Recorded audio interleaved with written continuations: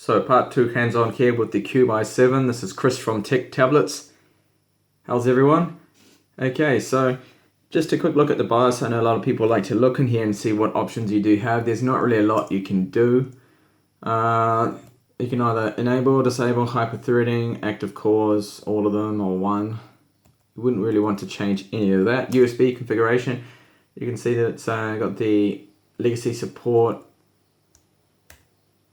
SATA configuration, SATA controllers, nothing you really want to touch there. Interesting enough, it you can select RAID, but there's no space for any other drives, so you wouldn't be running RAID on there. You can see the SSD is a B1 SSD. Now I think this is a M.2 style, not a mSATA drive. So I want to confirm that. I want to try and open up the tablet. I tried to do that the other day, but didn't get too far because I opened up this side here, along here, and when I tried to open up the bottom, it just felt like something was going to break or crack, so I gave up on that idea of opening it and just seeing firsthand whether we can replace that drive or not, because it would be nice to be able to maybe get the 64GB version like I've got here and upgrade that to 128 or 256, even faster drive as well. So there's not really a lot of specs, a lot of things you can do in the BIOS. It's pretty much locks down. You can boot override, of course, so you can insert in the dock here, the USB ports or the one on the side, you can insert a bootable USB memory stick. You can boot from that, straight from that menu here. I will just exit out and show you how long it takes the tablet to boot up.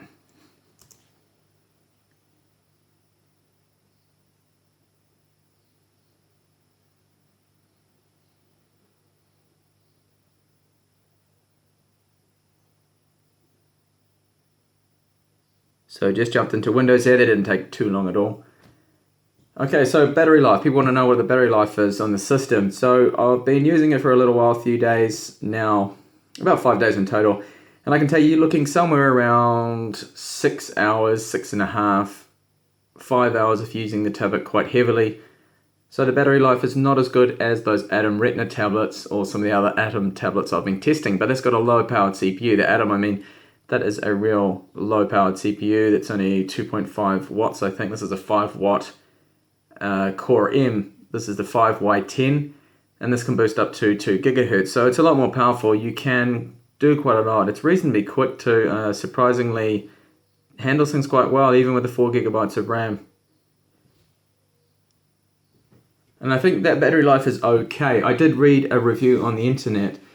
They claimed about 9 hours, 9.5 hours of video viewing on the tablet. They viewed a video for that long, and I really doubt that. There's no way I could do that. I watched a 40-something minute clip of Game of Thrones, and that took up around 12% battery. So how they got 9 hours, I don't know, because I lost about 40% battery from looking at one episode there. That battery life is based on having my brightness here on the screen around about 40% there. So there's 50 to about here. So around about there is where I've been running it. And this is just doing web things, having a few tabs open in Chrome, watching videos, as I mentioned. Just general kind of easy stuff, or maybe a couple of little games or anything like that. But if you're gaming, that's going to burn through the battery. You game on this, yeah, it's going to get hot, it burns through the battery. You're looking maybe 3 to 4 hours if you're doing just solid, straight on gaming. So it's not going to last too long. I'll just go into the device manager here and show you that. I know people that are interested in seeing the device manager. And just have a quick look here at what is on board the Ghz i7. So we have that SSD that I mentioned. It's good to see that it's not an eMMC drive. I think it is Pipo. They're releasing a tablet, the W8. It's going to have a Core M in it, but it's going to have an eMMC drive, so that's slow. You're only looking at about 150 megabytes per second read and 50 write, around there. It's 150 read versus this tablet gets up to about 470, and getting a bit muddled up there with that. So this is the drive. It's a 64 gigabyte, what I think is an M2 drive. And the speeds are okay. If you want faster write rates than 70, my first video I benchmarked the drive with Crystal Disk Mark. If you want faster write than 70, then you should probably look at the 128GB version, which I think writes at maybe 150, 200, a lot faster than the 64GB drive. The 64s tend to be a bit slow. So we have that Intel graphics system 5300. Runs quite well. I've got other videos up if you check the channel and the playlist for the Ghz i7 of gaming on it. Handles games quite well, surprisingly well. Older games that is, and newer games on lowest settings. And we have the 5th generation SATA controller, web camera, so they're integrated via USB. The 2 megapixel front facing camera, 5 on the rear. The cameras seem decent enough. I will show you those in just a minute. And what else do we have here? So the wireless is handled by Realtek. So it's a Realtek 150 megabits per second wireless N card. And I think it's supposed to support 5 gigahertz. So it's supposed to be dual band. And I haven't tested that out yet. This here is the modem. That's for 3G. And I will post another video out that testing out the modem. And we have here the USB ports. Now it's supposed to be running USB 3, but I think there's a software problem with the drivers, at least on my unit, or maybe a hardware problem. That my unit, even though it's mentioning it's got USB 3 here, that when I connect up my SanDisk Extreme here, this is a USB 3 drive. When I connect that up to the port, I'm only getting 40 megabytes per second,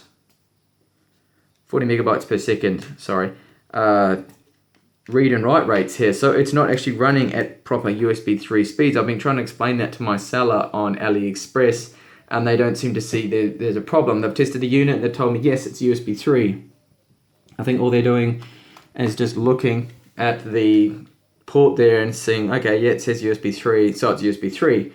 And that's all well, but when you actually test it, what I've been doing, it's not running at USB 3 speed, so that's a bit of an issue there that hopefully can be solved soon. I haven't heard back from Cube on that, but that's just one of the down points of the tablet that's at the moment that I'm not too happy about, because you're paying for USB 3, but you're not getting it. Well, at least I'm not with my unit here. It's just definitely not working. Maybe some kind of driver problem. Hopefully it's not hardware related. And I was just thinking, I wonder if the 64GB version, they ditched the USB 3 support on the cheaper version. Hopefully not. I don't see why they would. So that's a quick look there at the device manager, and I don't think there's really much more I can show you there. The cameras, I will just show you, okay, well, sorry, sensors. Yeah, we just have that accelerometer. So that handles the orientation of the screen. You know, when you move it up and down, the screen will rotate. And that all seems to work just fine. I'll just show you now quickly the camera.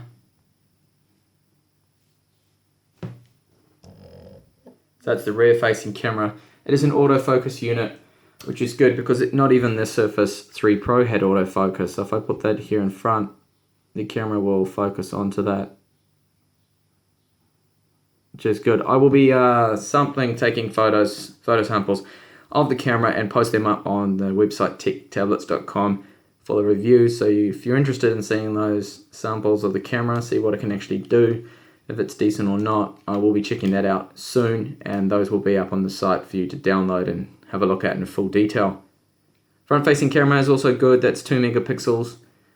And it does a pretty good job. It looks better than most of the other tablets I've been using so far, so not too bad. The camera department seems okay. Of course, it's a tablet, and normally the camera quality on tablets is not very good at all.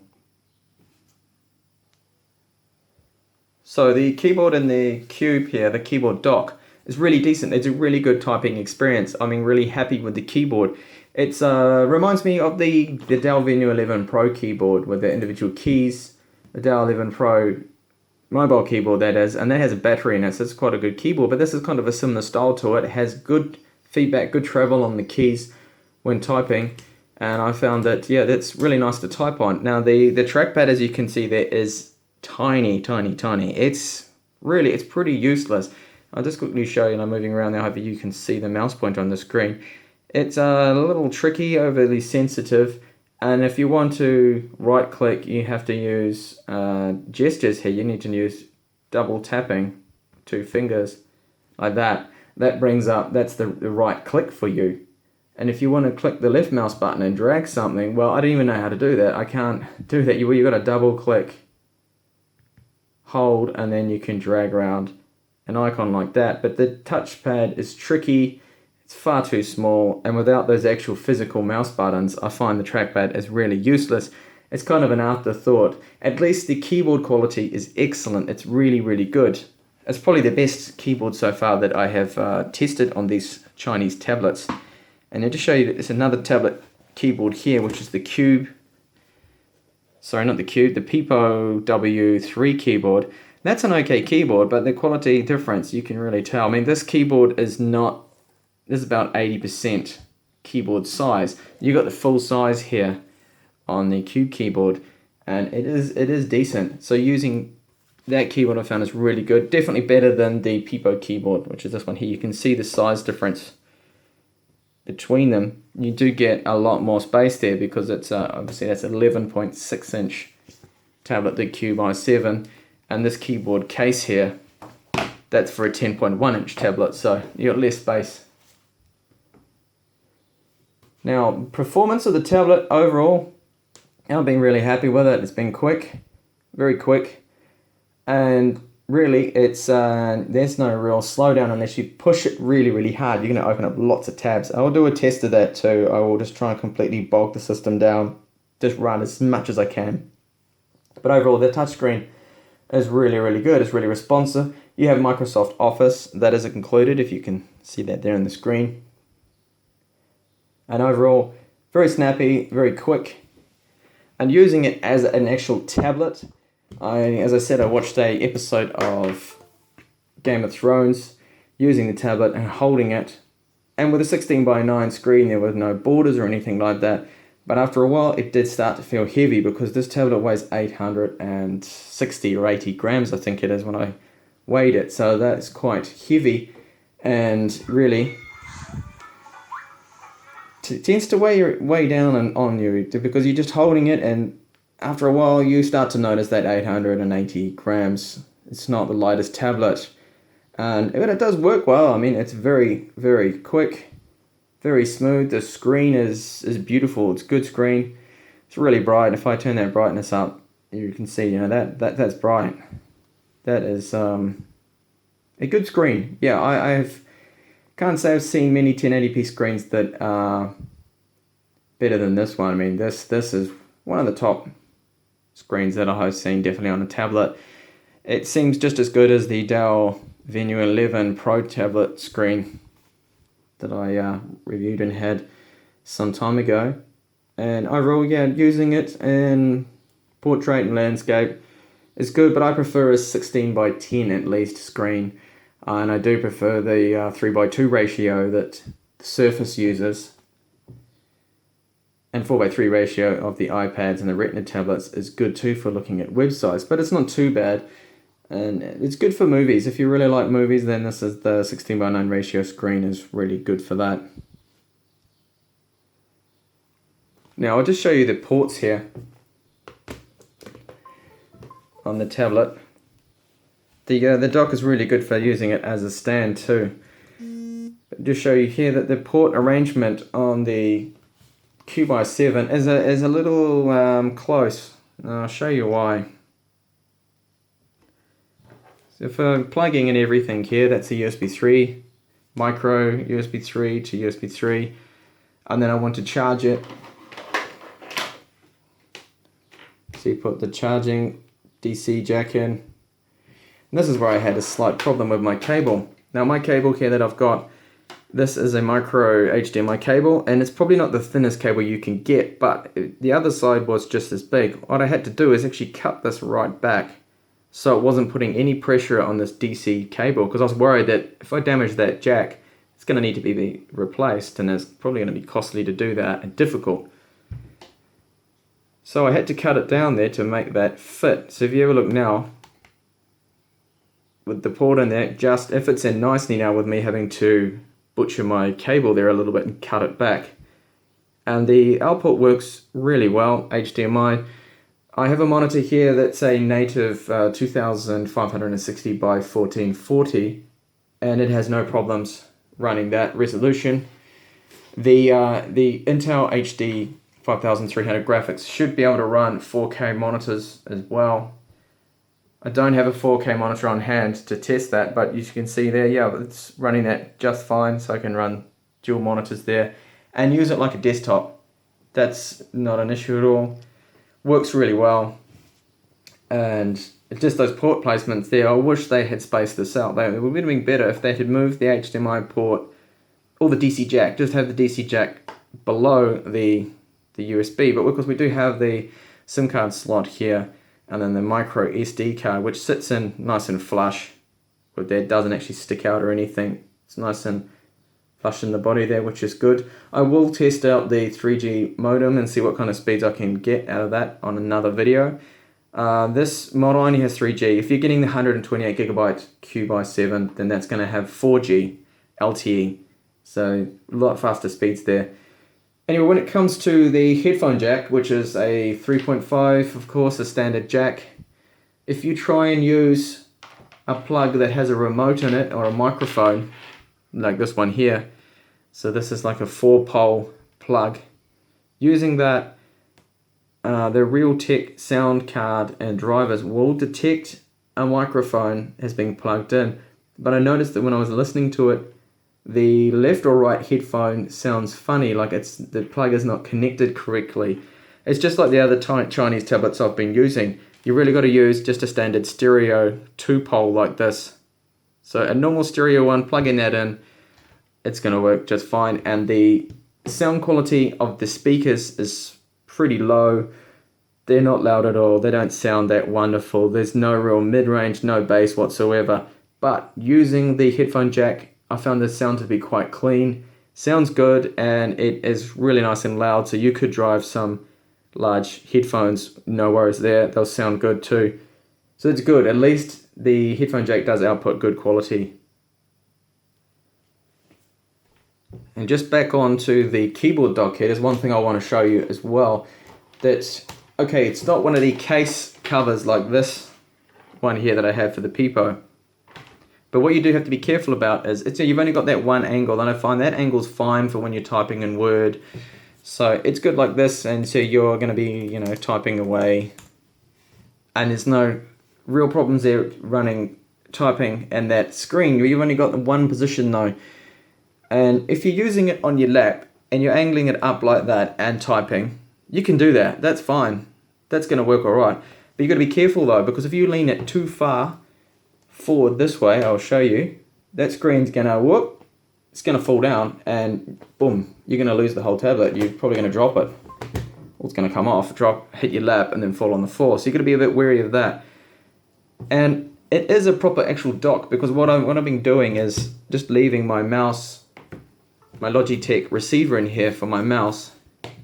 I leave that plugged in the back here because well, the trackpad's so bad I'm going to need a mouse anyway. And you can also plug in here, maybe you want to, you put like a USB drive in there that fits in there nicely, and that's good. Then it makes it kind of more like a small ultrabook and a proper dock there. Now if these ports were working as USB 3, which I think they could work as USB 3 ports, then you would be able to connect a USB 3 display link dock up to it as well. So you could use it as a proper dock. You could have them plugged in, leave the dock there with your monitor, and all you do is plug the tablet in and out, and yeah, and that would work okay. So you just got to be a little bit wary about that if you are using that keyboard and using it on your lap, that you can lean it up like that, but if you lean it forward, boom, you're going to lose the tablet. And I mean, that almost happened to me when I was holding it, carrying it around. Now it does clip in there, quite solid. You can lift it up, move it around a bit, but really, you don't want to move it too much, because you could risk dropping the whole thing there, which wouldn't be great. You wouldn't want to do that. So overall, so far so good. It seems to me it's more like an Ultrabook with a touchscreen. more than a tablet. You can use it as a tablet, but because of that weight, I find that you don't want to use it as a tablet too long, although it is nice to sometimes sit in bed maybe and catch up on a quick YouTube video or something like that using it as a tablet, but that weight does sort of bear down on it, and after a while you do get a little bit tired holding it. But overall, so far so good using it. Just that problem with the USB 3 port that I have, that it's not running at proper USB 3 speeds, and the seller on AliExpress has not been helpful at all. So far my opinion of using the tablet now for 4 days is that, yeah, it's definitely a good quality tablet, high quality, good build, very solid. There's no noises or creaks. It doesn't feel like it's going to break away on me or anything like that. And for the price, you're getting a Core M performance, which is really good, somewhere in between the Atom and the Core i5. So performance-wise, it's pretty good. I will be posting up another video, and I'm going to do some serious multitasking on it to see how far I can push it. So keep an eye out for that video. And overall, yeah, my impressions of the tablet are good. For $3.99, what I paid for this tablet, I think it's quite a good deal. And of course, the USB 3 problem does kind of take away from that. But I don't think there's any other Core M tablets or Ultrabooks around for that price. And it was a limited offer that I managed to get, so $3.99 was a limited price. Hopefully Cube will be lowering the price on the 64GB model and start to sell these also all the time at $3.99. That would be a good price point for them. And the keyboard's an additional about $60-65 US, but definitely worth it if you want to have something to put the tablet in to hold it, and you get those 2 USB ports. And a great typing experience. Trackpad is rubbish. So that's this video here. If you did like the video, please give me a like and subscribe, because I will have more up and coming videos on this model if you're interested, and later Chinese tablets, hopefully a few other Core M tablets out of China too that I hopefully can get my hands on if they bring the prices down, like the Teclast X1 Pro 4G. I'd love to look at that one, but at the moment it's around about 800 US, which is just too expensive for a Chinese tablet, even if it is packing a Core M. So thank you for watching, and I hope to see you in my next video. Bye for now.